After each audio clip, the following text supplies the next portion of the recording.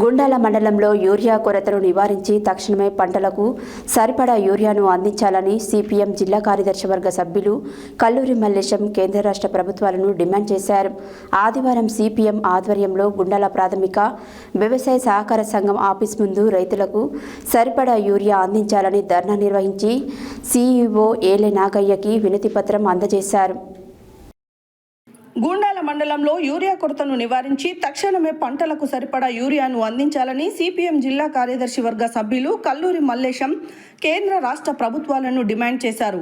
ఆదివారం సిపిఎం ఆధ్వర్యంలో గుండాల ప్రాథమిక వ్యవసాయ సహకార సంఘం ఆఫీసు ముందు రైతులకు సరిపడా యూరియా అందించాలని ధర్నా నిర్వహించి సిఇఓ ఏలే నాగయ్యకి వినతి పత్రం అందజేశారు. ఈ సందర్భంగా ఆయన మాట్లాడుతూ పాలకవర్గ ప్రభుత్వాలు వానాకాలం పంటలకు అవసరమయ్యే వివిధ రకాల యూరియాలను ఎరువులను అవసరాన్ని బట్టి ముందే తెప్పించుకొని ఎందుకు నిల్వ చేసుకోలేదని ప్రభుత్వాన్ని ప్రశ్నించారు.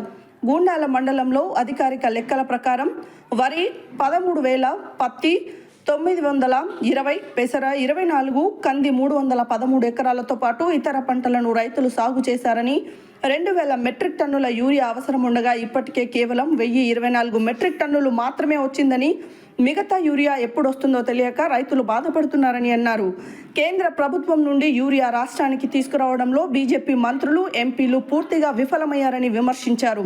ఎరువులు, పురుగు మందులను అధిక ధరలకు విక్రయిస్తున్న డీలర్లపై చర్యలు తీసుకొని వారి లైసెన్సులు రద్దు చేయాలని, రైతులకు సరిపడా యూరియాను వెంటనే అందించాలని డిమాండ్ చేశారు. ఈ కార్యక్రమంలో సిపిఎం జిల్లా కమిటీ సభ్యులు మధ్యపురం రాజు, మండల కమిటీ సభ్యులు ఎండి ఖలీల్, లింగయ్య, సోమయ్య రైతులు పాల్గొన్నారు.